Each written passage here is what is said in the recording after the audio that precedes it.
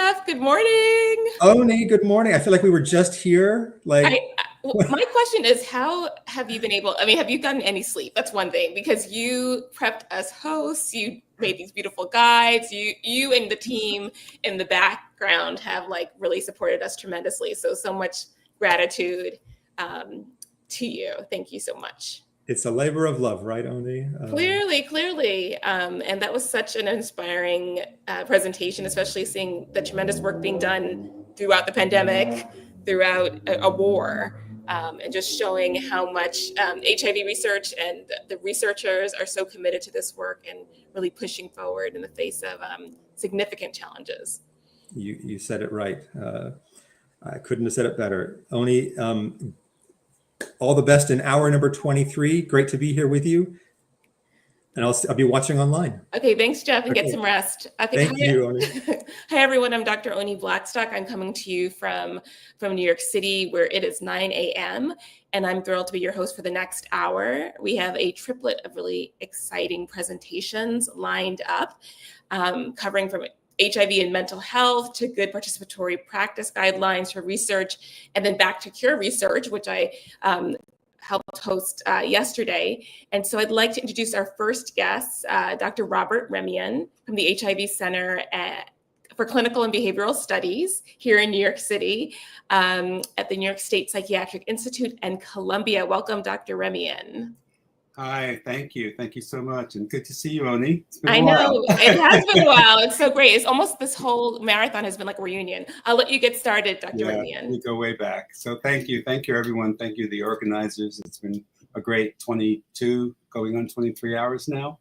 And I'm excited to be here. I'm pleased to be here with this group. And just as very quick, I've actually been working in the field of HIV since the very early days of the epidemic, and that's in advocacy work, clinical work as a clinical psychologist, and then research starting in the 1980s. Role in psychology has changed over time. In the early days, it was dealing with a lot of death, dying, coping with a devastating epidemic. And as you know, things have changed. So there's a different role now, and on HIV and mental health, which is my topic. So, okay, I don't have to repeat this. Hopefully everyone knows that we've seen, and through research, major advances in both HIV prevention and treatment, with prophylaxis on pre-exposure on one side, treatment as prevention on the other side.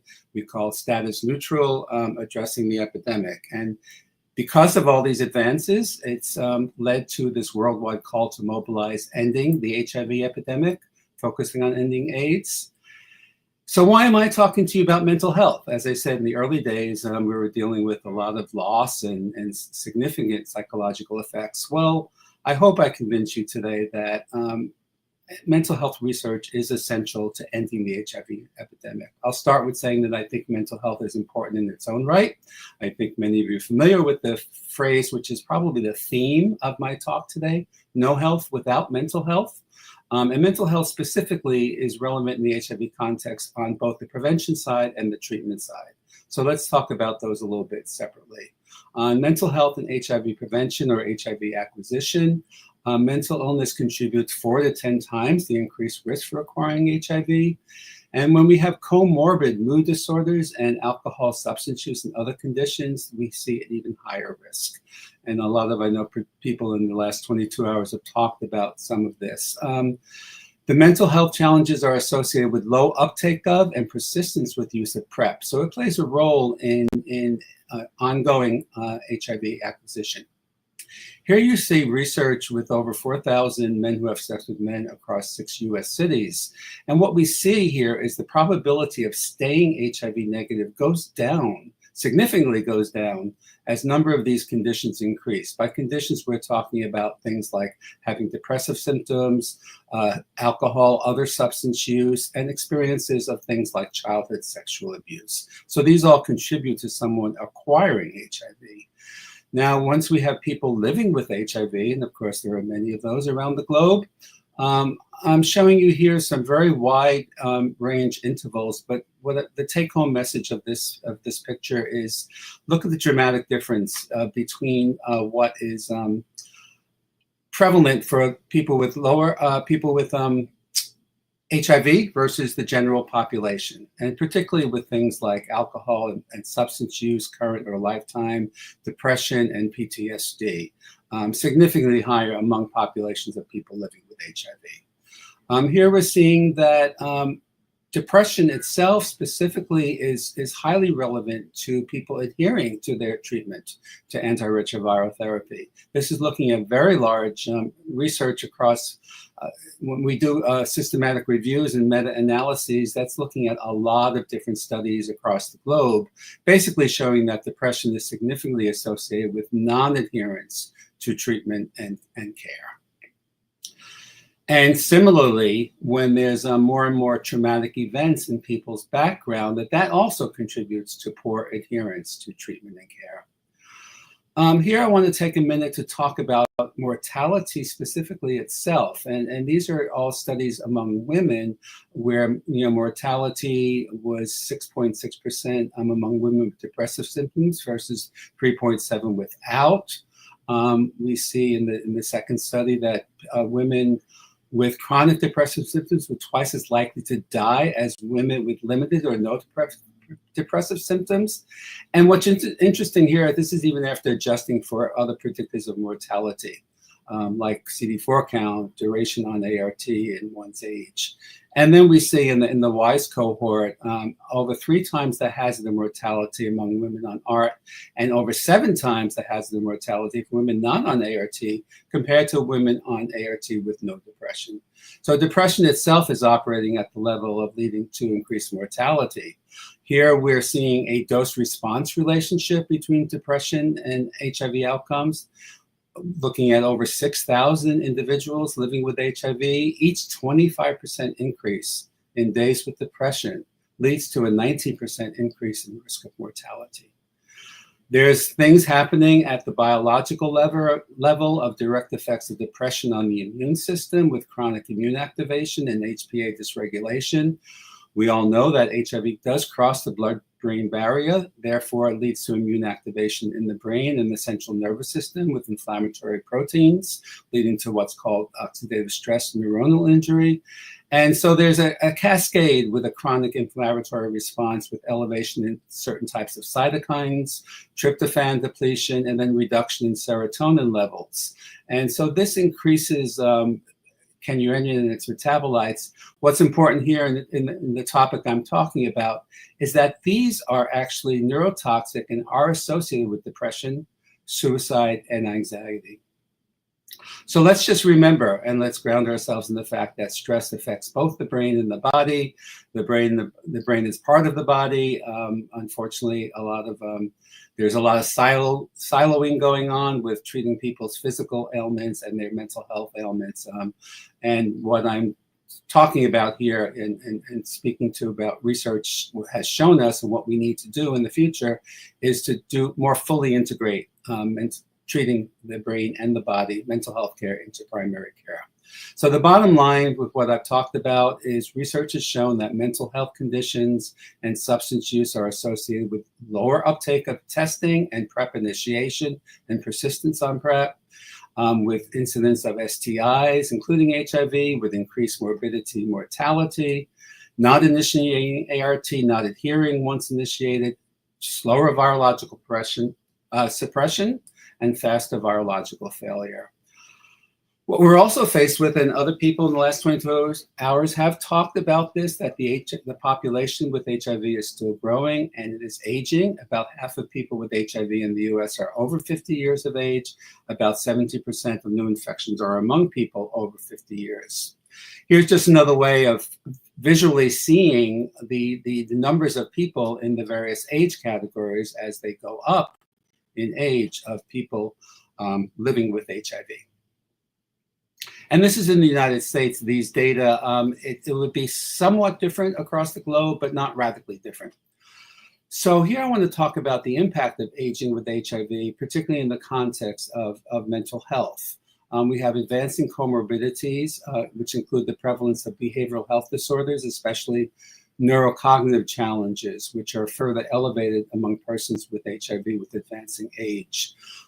There's both a greater incidence of medical comorbidities as well as psychiatric comorbidities among older people with HIV than their peers without HIV.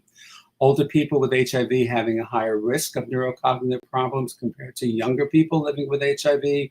HIV diagnosis at an older age is associated with greater risk of progression and more rapid progression to AIDS. So in other words, people talk about the experience of premature or accelerated aging. And this is all in the context of associated stressors. Cognitive and life stressors might include depleting finances for people, increased isolation and lack of social support, often with aging. People here have talked about intersecting stigmas, but these are all relevant, and issues around disclosure concerns, privacy issues, loss of dignity, independence as people are aging. And bottom line is we need a lot. Research is starting to show us the interrelationship of all these things. We need more research to tease apart how all of these different things are contributing and how we address these different factors that work synergistically towards either better or worse health outcomes. So what about research on mental health and behavioral interventions actually making a difference? We see that on the PrEP side. In addition to the evidence for the efficacy of PrEP, we have evidence that PrEP use significantly reduces symptoms of anxiety and depression. There's growing evidence that engagement in PrEP care can simultaneously promote greater engagement in screening and treatment for mental and behavioral health challenges, as well as screening and treatment for other health conditions such as diabetes, hypertension, and tobacco use. There's a lot of research that has brought us to the place where we do see that treating depression, PTSD, and substance use disorders improves adherence to care and treatment. This is both on the prevention and on the treatment side of things. So ultimately, all together, if we integrate HIV care into primary care, we get a reduction in HIV transmission by both protecting people who are not living with HIV with PrEP and also reducing viral load among people living with HIV.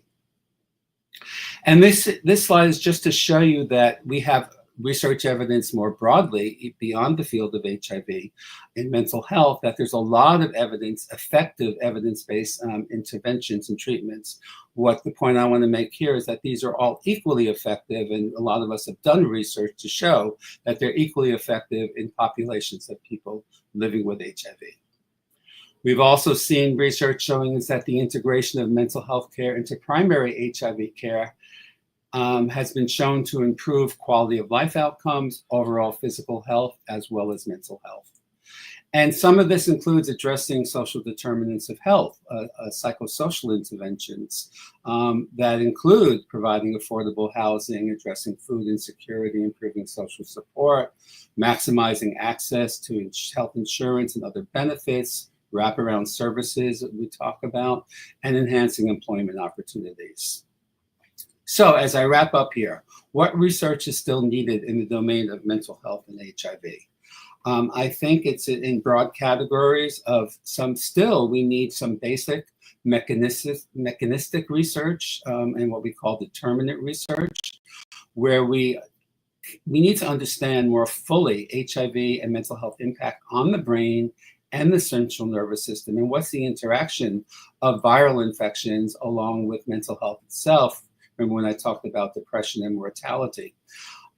We need more research understanding aging across the lifespan and the comorbidities, and synergistically again with HIV. But all of this is relevant to other diseases as well. And I think you've heard a lot in the last 22 hours how HIV research has contributed to research in other diseases and domains, and often HIV is at the cutting edge, and we need more research in this realm.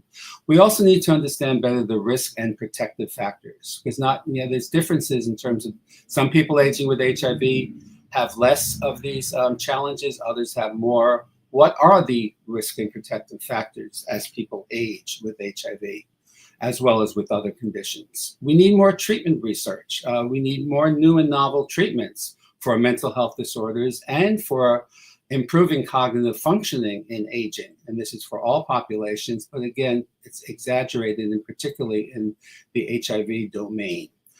And we need, and I think you've heard a lot about implementation science. How do we increase access to comprehensive services? How do we do that effectively? How do we improve detection and diagnosis of mental health disorders and addressing cognitive problems in the context of routine care? How do we do that in different settings, in community settings, in clinics, in hospitals, et cetera?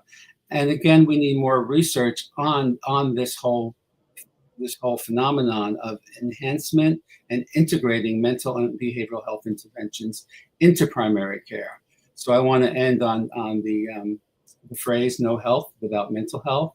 I hope you see the importance of thinking of these as interrelated and the need for more research. I want to thank all the funders of research, my fellow advocates, peers and colleagues, all the study trial participants contributing to this research, as well as the organizers for this 24-hour marathon, which has been fantastic. Thank you, Dr. Remien. Lots of really supportive comments in the chat. And thank you so much. You made it very clear why, as you said at the beginning of your presentation, why addressing mental health is essential to ending the HIV epidemic.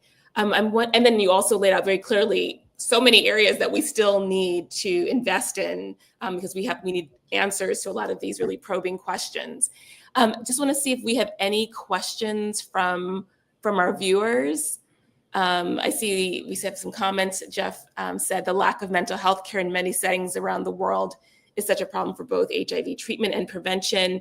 Okay, Meredith has a question. Okay, so they're coming in fast and furious. Okay, hold on. Okay, Lorenzo says, why is there not a comprehensive screening for mental health? You need to use a PHQ-9 for depression, the GAD-7 for anxiety, and the CSSRD for suicide risk, and the list goes on. So why isn't there like one maybe comprehensive tool? Well, in a sense, there is. I mean, if you put these together, right? I mean, specific questions do need to ask about specific conditions. And what research has shown is some of these are very short and relatively quick to see if people are having issues in any one of those specific areas, like depression, anxiety, substance use, trauma. So a lot of them are reduced to just a couple of questions per domain. And so there actually are, by piecing together these screening tools, a sort of a tool that can touch upon these things. And the ones we're mentioning, depression, anxiety, trauma, they are the most prevalent in the populations that we're dealing with. So that's why people think of those specifically. Okay, that's great. And yeah, so folks, there are abbreviated versions of some of these tools that make it really easy to apply in practice. Meredith's question is, thank you for highlighting the overlay of mental health, aging, and cognition. What studies would you like to see in this area? Well, there's, all kinds of studies, like I said, from the more basic mechanistic side, like what really is happening at the level of the brain and the central nervous system, as well as in the environment, where we see these interaction of mental health mood problems along with aging, along with cognition and cognitive changes. And then treatment, more research on novel and new treatments to address this. We don't have a lot to address neuropsychological impairment in terms of ways of intervening on the pharmacological side, but on behavioral side, there's a thing called cognitive remediation, and we need more research in that area. And also then integrating these things and treating humans as whole human beings, and examining their physical and mental health and brain health together and not in separate silos. And research can help us understand that better and how to implement improvements. Wonderful. Thank you, Dr. Remien, for like a very powerful and generative presentation and discussion. We're going to have you sign off, and I'm going to do a quick call to action to our audience. Thanks. Thank you, Dr. Remien. Thanks, everyone. So don't forget to go over to our website at saveaidsresearch.org. Make your voice heard. HIV research needs continued federal support, and you can help by calling the Congressional switchboard today. You can use the 5Calls app or go to 5calls.org, and also find more information at saveaidsresearch.org. So our next presenter is Stacey Hannah, who will be speaking about the critically important topic of getting research right, good participatory practice guidelines in research. And welcome, Stacey. Oh, Stacey's from AVAC. Wonderful. Okay, great. It's great to meet you. I love that background. It's, oh my God, that wallpaper is stunning. Thank you. Yeah. So I'm going to let you start introducing your topic, and we're really excited to hear what you have to say. Thanks, Oni. And thanks so much for having me. I think probably as everyone has said before me, I'm so happy that this is happening. I'm really happy to be a part of it. I think we've all just been really grappling for the past however many months about what we can do to sort of make any difference around what is happening. And I think that this is a really great sort of move in that effort. I'm also really happy to be here to talk about the Good Participatory Practice Guidelines, or GPP. And GPP is really about the kind of the intersection of community and research. And so, when you think about saving research, I think GPP is core to that. As I often do when I have to give presentations on GPP, I kind of think, oh gosh, is anyone really gonna get it? And how do I kind of make this sort of somewhat vague process and practice sort of real to people? But I think what has really made my heart so happy as I've tuned into this 22 or 23 hours to the hours that I've been able to tune into, is that most of the presentations that I've heard have called out community engagement and sort of the role of community, the role of engagement. And so I'm really happy to be able to build on that. So this is just a quick outline of my slide. Again, I'm going to really sort of focus in on GPP and help everyone understand what it's all about and why it, I think, is so important and so relevant to our current time. And really sort of couch that, I think, in the current context. But I want to start out with a brief word about AVAC. I think, again, AVAC is a little bit of a claim to fame these days.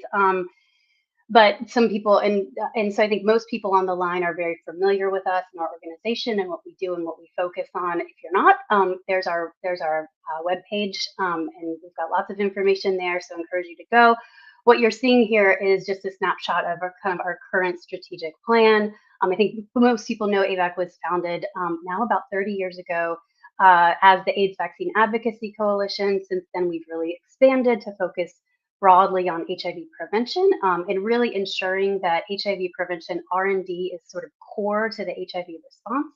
And as that field has evolved, especially as as PrEP and new PrEP options have moved from research to rollout, we're also really looking at ensuring that implementation space kind of drives forward, and that we're able to really kind of translate research into rollout and into the real world. And the reason I go into all of that is because GPP, we launched GPP in 2007. And GPP was really kind of one of our first kind of cornerstone programs, and I think really is the foundation for our engagement in research, our engagement in the R&D pipeline. Okay, before I get into the nuts and bolts of GPP, I kind of have to start with where we are and what we're experiencing here, and why we're all here in this 24-hour marathon, and this sort of assault that we've seen on research, and specifically kind of our field. I am not going to run through this sort of litany of bullets that we've all experienced, because I think I don't have time. It's painful, and I think everyone is we've all kind of lived this for the past 8 months or so. But if you kind of skim this list, I think you see that that our field in terms of AIDS research almost represents, kind of, to use a very kind of American idiom, like a bingo board of different issues that this administration has kind of come after since January 20th. Foreign aid, global health, research, and the populations we are working to serve, LGBTQ populations and DEI issues. And then, the science and technology and, vaccines and mRNA. So it really, I think, has been this sort of perfect storm of kind of assault on the work that we do. And I will say, I think AVAC in our kind of 30 years of fighting for R&D to move forward, for HIV prevention R&D to move forward, I don't think we ever thought that we fought some battles over the past 30 years, but I don't think we ever thought we would be fighting the battles that we've been fighting since January 20th. So, and I started there. I'm gonna circle back to that. But now I'm going to kind of shift over into talking about GPP, and I'm going to rewind the clock about 20 years to sort of a different time of chaos and controversy. What you're seeing here are scenes from the AIDS conference in Bangkok in 2004. And this was, many of us on the line, if you can imagine a world without PrEP or pre-exposure prophylaxis. I know there are some people on the line that are not familiar with all these acronyms. This was the time when we didn't have PrEP yet, but it was when the first efficacy trials of daily tenofovir were starting to be implemented in a number of different countries. And what happened is some external groups, mainly activists and civil society groups in those trial countries, started asking questions about the program, about how the trials were being conducted. And pretty straightforward, understandable questions like, how are you enrolling participants? Why are you working in certain populations? How are participants being cared for in your trial? And I think importantly, especially kind of back in that time, when people do seroconvert or become HIV positive in the trial, how are they being cared for? And it wasn't that there weren't good answers for these questions. Obviously these trials had gone through regulatory approvals, IRB, ethics approvals. But what happened was there was sort of a breakdown in engagement between these groups who were asking the questions and the research entities who were conducting the trials. And so this led to kind of this eruption of chaos and controversy that really kind of hit a global level, and ultimately ended this efficacy program and stalled it by a couple of years. And so this was really kind of a moment in the HIV prevention field where everyone saw kind of the impact that external stakeholders could have on a major research program. And so people kind of said, hey, we have all of these different sort of guidances for how to conduct clinical trials. We probably need something that helps us understand how we engage with these external stakeholder groups. And so that was how the GPP guidelines were born. AVAC and UNAIDS partnered together, and like I said, launched the first edition in 2007, and then kind of revised them based on some user input, and published the second edition, which is what you see here, in 2011. And I think since then, that's really when GPP implementation at a number of different levels has really kind of taken off. So in terms of understanding GPP and the nuts and bolts of it, there's a lot there, and I don't have time to go into all of it, but I really did want to sort of highlight this graphic from the guidelines. And this really shows that the broad array of stakeholders that can and should be engaged in a research program and in a given clinical trial. I think a lot of times when we think about engagement, community engagement in research or in a trial, we really think at that kind of that center circle around the trial participant, the kind of the surrounding community. But what we really try to emphasize with GPP is that, that is core, that is important, but it's also really about engaging with these sort of broader layers of stakeholders. So you think about groups, and you go back to this example of the tenofovir trials. You think about groups like the media, global or country, regional, and global kind of activist and civil society groups.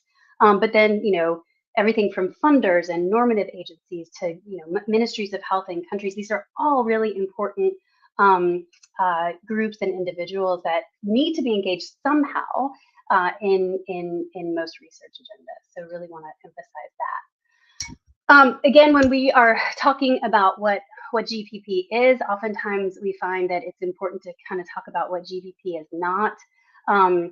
The bullets on this slide are going to be kind of most relevant, I think, to people who are really involved in the clinical trial process.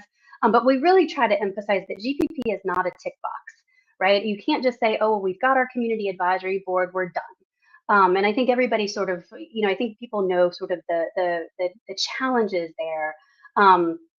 And so I think the point that I really want to kind of drive home here is that GPP is across the board. There's kind of no beginning, there's no end.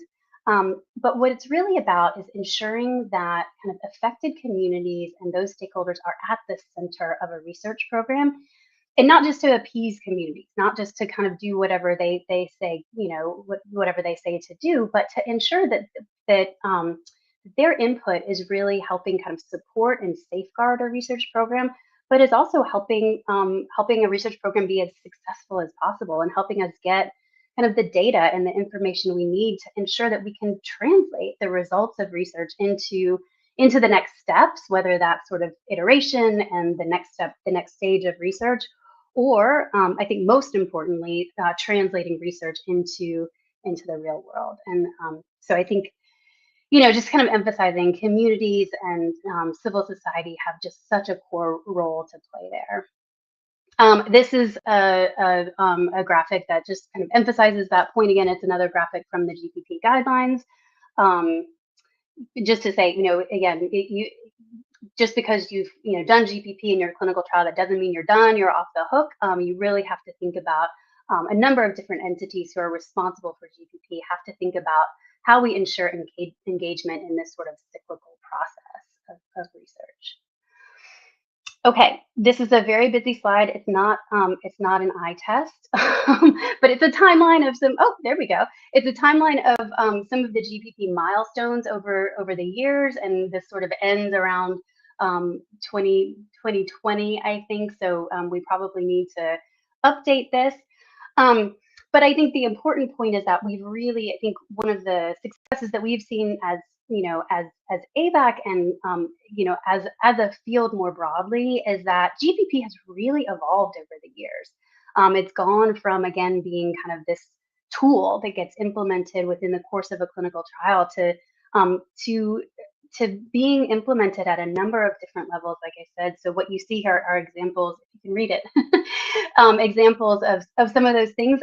In 2010, very importantly, Obama's Presidential Commission on Research cited GPP in reference to how to do kind of community and engagement and research. We've seen GPP being incorporated into kind of national level ethics guidelines, for instance, in Uganda. In Thailand, they've put together a national CAB that really has sort of overseen a lot of research in that country. So just a number of examples, and I'll highlight a few more of these in some of my next slides. Another, I think, key milestone and something we've really worked hard at, not just AVAC, but sort of across the board, a lot of partners, is really getting GPP into publication. I think everybody knows GPP, GPP is not like a clinical trial. It's not clear cut. It looks different in every context, in every trial, in every population, in every community. And so it's been really hard to codify. It's been really hard to kind of say, here's sort of something standard that you can look at and say, wow, this is, this is publication worthy. And so, so what we've seen happen over the years, and what we've again worked really hard at, is trying to get more and more sort of articulation of what GPP looks like. And we've seen publications come out about GPP itself and sort of good models and best practices of how to do GPP or community engagement. But we've also seen publications around some core research programs highlighting the role that GPP has played there. Another sort of, I think, key success, or I think impact of GPP has been these different adaptations over the years. As I mentioned, GPP was initially developed for specifically around those kind of early PrEP trials and really thinking about the aspects of HIV prevention trials and really specifically efficacy trials. And so we saw some other fields say, hey, these are great. And I think, these are kind of universal principles and practices that can be applied to many areas of research, but we want to make sure we have guidelines that speak specifically to our field. So we've seen adaptations to the TB field, so drug and vaccine research. The WHO did an edition for emerging pathogens. So how do you do stakeholder engagement in the context of an outbreak? And then the latest one in 2021, we sort of developed this little kind of supplement around how to do GPP in the context of COVID trials. Okay. A couple more recent successes, and I am getting towards the end, but I think just to say that what you see here are, I think, two of the most critical programs to move forward recently in the HIV prevention field. So Gilead's PURPOSE program of injectable lenacapavir. I know there's been a lot of focus on that in this marathon, but then also Merck's Expressive program around a monthly oral pill, which is super exciting, and I think everyone's aware has just initiated efficacy trials. And I think linked to this sort of role of GPP around kind of next generation trial design, I do want to point out that Merck really came when they were putting their efficacy program together for the monthly pill. Community and advocates were the first stakeholders that they came to talk about how to design, to really decide how to design the efficacy trials. So just to I think just to kind of emphasize the weight that GPP is really starting to carry in this field. Last two are just, I think, just some resources and tools that are out there if you want to know how to do GPP. We've worked, again, really hard to make sure that GPP aren't just guidelines that sit on a shelf. So we have a number of training programs. And we've recently put together this sort of GPP body of evidence that lives on the AVAC website that kind of brings up all of these tools, resources, models, publications together. So there's sort of a go-to source for all of this. And this is my last slide. And I know that this may be sort of a jarring slide to end on, but I did want to sort of circle back to where I started and talk about why GPP is so important in terms of what is happening right now. I think, we all see these headlines. We know that what we're seeing is mis and disinformation, sowing seeds of mistrust, kind of really from the highest levels. And it occurred to me, that these are really the impacts of disengagement at the highest levels. And I think we all know that this is sort of highly politicized, and I think probably more sinister than what we deal with within kind of the traditional scope of GPP. So I'm not going to take responsibility, but it really, I think, does underscore why these principles of GPP are so important and so relevant right now. And I will just say thank you. And I think this marathon is just a great example of engagement. So again, happy to be a part of it, and just everybody keep up the fight. I love that applause. That virtual applause.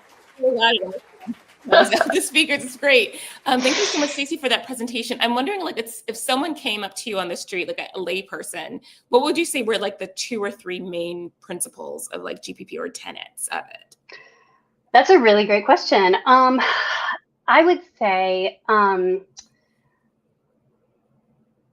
there are some kind of standard GPP principles, and you could kind of go to those. But I think for me, one of the most important things about GPP is to make sure that there are some clear kind of objectives to a GPP or to an engagement program. I think oftentimes, you kind of say you're doing community engagement, and there's not really sort of a clear, you're not looking for a clear outcome or a clear output. And so I think the more concrete you can be about what you want from a GPP program, what you want from a sort of a certain group of stakeholders, the stronger the practice is. Okay, wonderful. And we had a really lovely comment from Dr. Auerbach, thanking you for including evidence of the effectiveness of GPP and other community engagement practices, really emphasizing that engagement, again, is good on the human level, but we should be able to show what it has added to research. So wonderful. Thank you so much. And we're at time. So thank you, Stacey, for your presentation on a very critically important topic. And we're going to move on to our next presenter, our last presenter for the hour, Dr. Annukka Antar, who is a professor at Johns Hopkins School of Medicine, and will be speaking about how the HIV reservoir persists. Thank you, Dr. Antar. How are you doing today? I'm good. Thanks, Oni, for moderating. This has been an exciting session so far. Okay, wonderful. So I'll let you take it from here. We had some really good discussion yesterday around HIV cure, and folks were super interested. So I know we're going to have a very attentive audience for your presentation. Wonderful. Okay. Yeah, so thanks again for the introduction. My name is Annie Antar. I'm originally from Huntsville, Alabama. This is kind of the human piece of it. But I've lived and trained in different places in Boston and Nashville, Tennessee, and Baltimore now. So I've been in the South for most of my life. I trained as a physician and a scientist. So I'm now an assistant professor here at Johns Hopkins School of Medicine. And I run a small lab focused on HIV cure and also long COVID too. And so clinically, I focus on HIV. And so I see patients at the Johns Hopkins Hospital, inpatient, and also outpatient in our Bartlett clinic. And I'm the physician and usually the primary physician for several dozen people living with HIV, and all of whom I hold dear to my heart. So I just wanted to show some of the questions I get in clinic for my patients. And these are actually real questions that I've gotten, and I get this pretty frequently. And we've had amazing talks on stigma in this webcast so far. So I think we all understand that one way to escape the harms of stigma would be to find a cure for HIV. So HIV cure comes up a lot for my patients, and they want to know, are we any closer to cure now than we used to be? They want to hear more about an exciting news piece that they read about or heard about that has implications for cure. And some people sincerely want to know how long they'll have to keep taking their meds. They hold out hope that that there'll be an intervention or something that can tell them that, oh, hey, you're done now. And others people see what's happening with PEPFAR, and they're nervous that someday they may lose access to their HIV meds. And so I can really feel the anxiety. And this is something that's very important to my patients. But unfortunately, despite so much effort from so many good people, right now we don't have a cure for HIV that's safer than taking HIV medications. And so I'm showing a figure from a paper from a few years back that shows what happened to 249 different individuals who stopped taking HIV meds for what's known as an analytical treatment interruption, which is done in the context of a research study. So these people are monitored for safety. And usually HIV meds are restarted when the viral load hits a certain threshold or other clinical metrics are met. So by 12 weeks after stopping HIV meds, all of these 249 people had detectable viral loads. And so this is just a visual depiction of viral rebound. Essentially, once HIV meds are stopped, most people will experience viral rebound within a few weeks to months. So where is the HIV reservoir hiding? We have so many people to thank for helping us answer this question, especially the people who have volunteered for and who have run the Last Gift study at UCSD, which was funded in large part by the NIH. So in this study, altruistic people who are living with HIV and have a life-limiting diagnosis can volunteer to donate their body to science, to the HIV cure effort specifically. And so people will have a rapid autopsy after they pass away, and samples are collected from every tissue for analysis. So a study like this has to have outstanding ethical guidance and relies on the deep involvement and collaboration of patients, researchers, family members, advocates, and funders. So this study is still ongoing. We know already from this study that the reservoir is found in essentially all deep tissues in the body, even in people who have been taking HIV medications for years. Some people in the study agreed to an analytical treatment interruption, so they agreed to stop taking their HIV medication. So the team found that the virus that rebounds in the blood will quickly repopulate deep tissues all over the body. And I want to point out a URL down here at the bottom of the slide of a news article that was written earlier this month, highlighting the Last Gift study and some of their more recent findings. So HIV reservoirs are everywhere. Next, it's important to know, well, what is it? What is the HIV reservoir? Well, HIV can remain in the body even when HIV meds are on board that would stop any active viral replication. And that's because as part of the virus's life cycle, HIV will make a DNA copy of its genome, and that will integrate into the host cell's DNA. And so it can stay there, silent or not, for decades.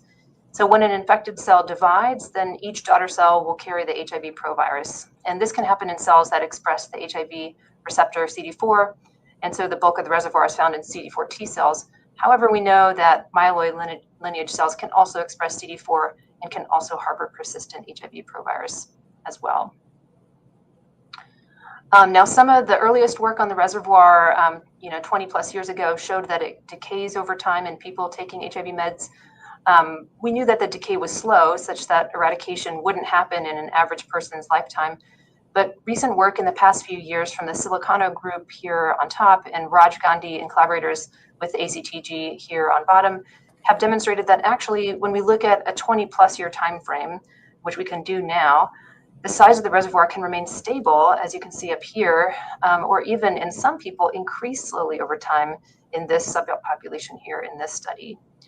So taking a step back, this feels really difficult. So even if you're taking your meds and your viral loads are suppressed, the reservoir can be found in almost all body tissues, and the frequency of infected cells in the bloodstream doesn't seem to diminish significantly over very long time spans.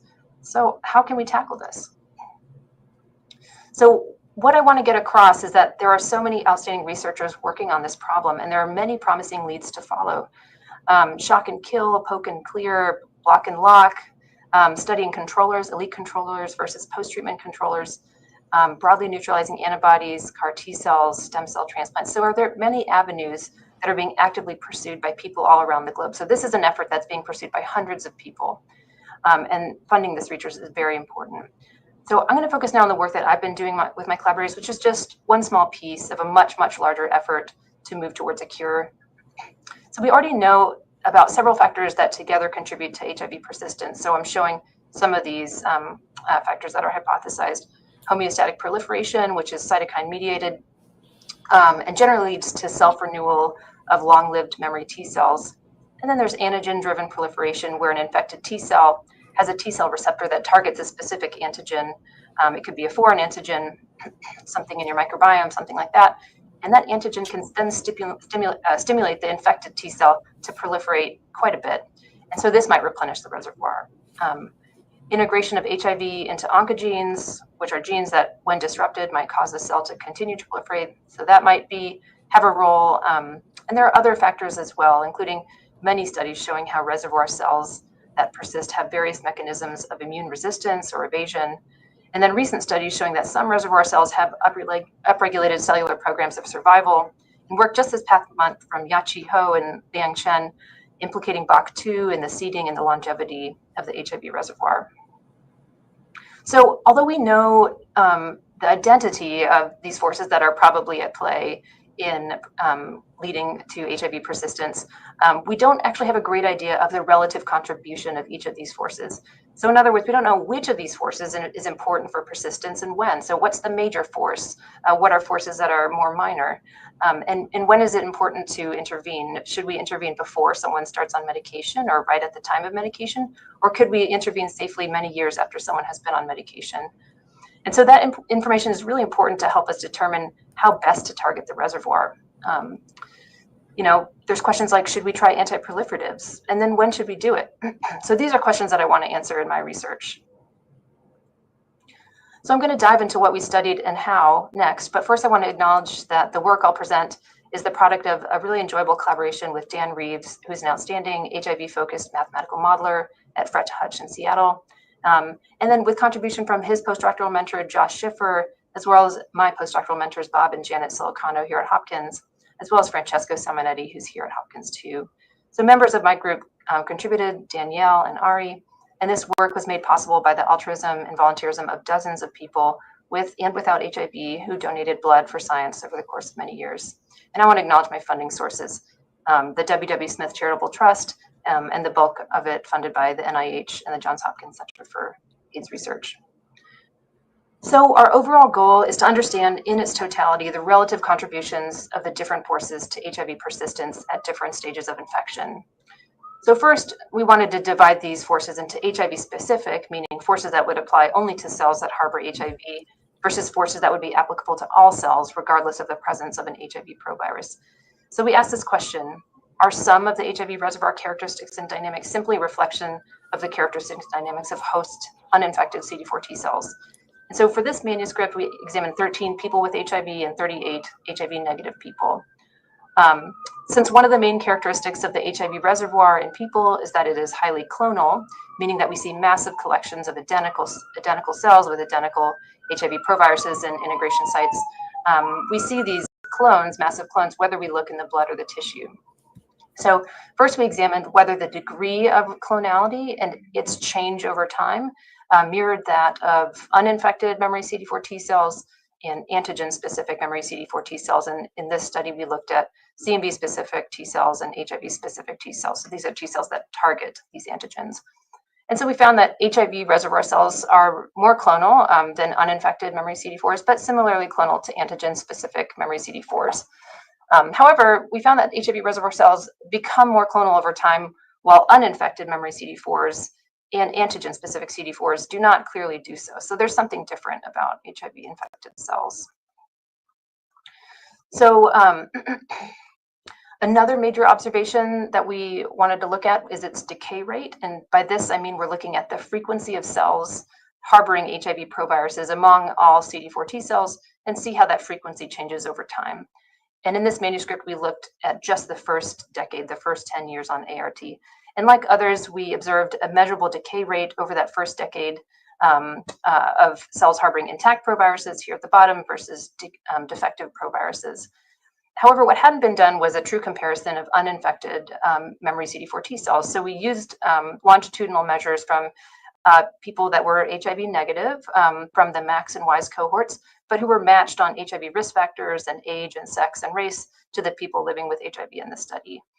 And we see that there is some very minimal decay of uninfected memory CD4 T cells. That's kind of this middle bar here. But there's really no significant difference between these uninfected cells and defective cells, but there is a significant difference between intact proviruses and uninfected cells. And so one of the new things we also were able to do was look at the decay rate of antigen-specific cells. And so we see that HIV-specific or HIV-targeting CD4 T cells up here at the top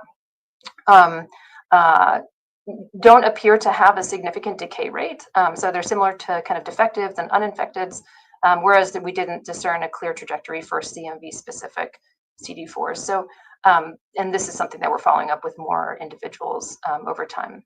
And so we can see here, there's definitely a pattern of HIV-specific negative selection and or positive selection that could explain reservoir dynamics. And so the question is, how best can we quantify the strength of these forces? How can we put this in context? And so I mentioned this work is the product of a collaboration with Dan Reeves. So he developed a mathematical model to describe memory CD4 and provirus dynamics in the first decade on ART for this work. And this model encompasses cells that are uninfected, cells that harbor defective proviruses, and cells that harbor intact proviruses. And we included model terms for proliferation that would act on all cells, pro-survival forces that would be specific to HIV-infected cells, natural death that's affecting all cells, and negative selection that's specific to HIV-infected cells, whether intact or defective. And so then Dan used this iterative process to build a model with appropriate assumptions that would fit well into 10 distinct metrics described here in the table on the left that describe HIV reservoir and memory CD4 characteristics and dynamics. And he used these data fitting metrics to iteratively refine the model until we had a model and model assumptions that represented the data from these 51 individuals very well, and that withstood validation using data from other manuscripts.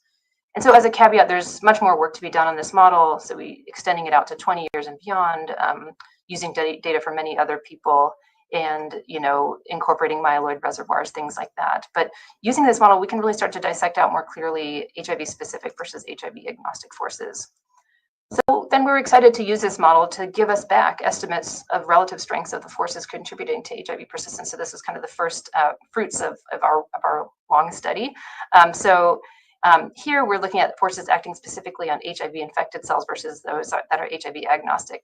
And so this model estimates that in the first 10 years on ART, most of the death events of memory CD4 T cells are due to HIV-infected T cells are actually due to natural death or HIV-agnostic forces, while only about 6% of death events for these reservoir cells and about 2% of death events for cells harboring defective proviruses are due to HIV-specific selection. So using this model, we were also interested to estimate how strong HIV-specific survival forces might be. These are forces that are now being unraveled using single cell techniques. And using this model, we estimated that these forces are quite weak in nature. They're about maybe 1% or less, again, using this model just in the first 10 years. But even with this small level of pro-survival forces, this might result actually in about 10% of reservoir cells exhibiting pro-survival programs by about 10 years on ART. And that's not too far off what we're seeing in these studies. So our work really shows that the HIV-specific forces are mild in comparison to HIV-agnostic forces, yet they can yield these significant changes that we see in the reservoir over a period of time. So what next? What we're working on now is to clarify the relative contributions within this HIV-agnostic category. So we want to understand how much antigen-driven proliferation versus homeostatic proliferation affects the reservoir. And one aspect of that, we have to define how deeply we need to sample the reservoir to be able to accurately estimate that. And we also want to understand why some individual reservoirs continue to decay while others don't. So in some people, immune clearance of HIV is blocked after 7 or 10 years, and the decay really slows down or even reverses. And in some people, we see a trend towards continued decay. And so why is that? What's going on there? And then, of course, we want to refine and validate and extend out to 20 years or more this mathematical model, work with Dan Reeves to estimate contributions of different factors to reservoir persistence at the different stages of infection. And our goal would be to make this model publicly available, and that people who are contemplating clinical trials of HIV cure therapeutics might use this model to estimate, okay, what stage of infection might this therapeutic have the best result, and what can we estimate what the effect would be, and therefore calculate appropriate sample sizes for our clinical trial. And so I just want to emphasize that the work that I just discussed, which fits right here under understanding reservoirs, is really just one small part of a much, much larger world of HIV cure. And it's a very dynamic field with hundreds of people who are outstanding. So again, I want to encourage everyone listening to please do what you can to advocate for continued funding for all aspects of HIV/AIDS research, treatment, and prevention. Can you promise yourself, anyone who's out there listening, that you will do just one thing today after listening to this talk?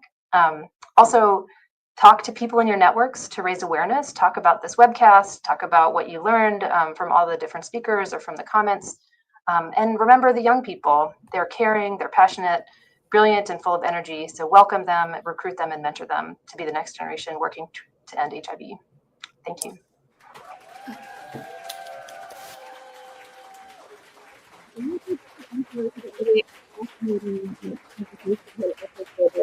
Very clear calls to action. I see a comment from Lorenzo. Don't BNAbs have an impact on HIV reservoirs?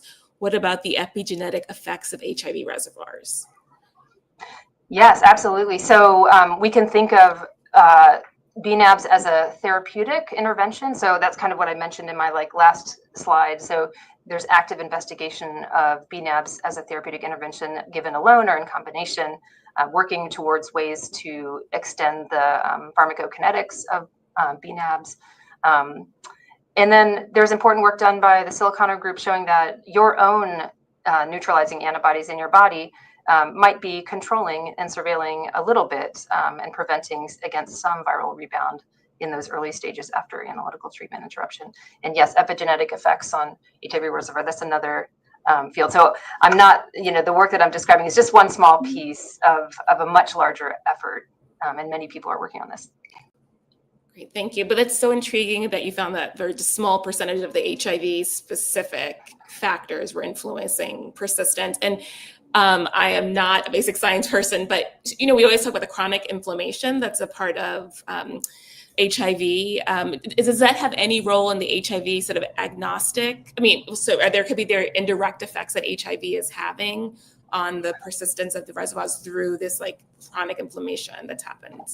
Yeah, absolutely. So what this shows us, when people have been talking about reservoirs, and the term used to be, or people still use, latent reservoirs, so that would imply that these reservoirs are really silent. Mm-hmm. But as you mentioned, even in people whose viral loads have been undetectable for years, we still see higher levels of inflammation in the body than someone who has never been exposed to HIV. And this work shows that, and all this work was done in people who, when they had HIV, were had suppressed viral loads. So it shows that there is enough HIV being transcribed and translated to like see these measurable effects. And these are things that other people have known over time. What we're doing is just quantifying it and kind of putting into context. Okay, great. Thank you so much, Dr. Antar, for joining us. We are now at the final hour, actually, of our inspiring and remarkable marathon to save AIDS research. And just a big thank you really quickly to all the participants in the research studies, all of the researchers, all of the communities and the organizers of this marathon. Please stay with us for this final hour. We are literally in the home stretch. This is like the last 100 meters to the finish line. And I know we're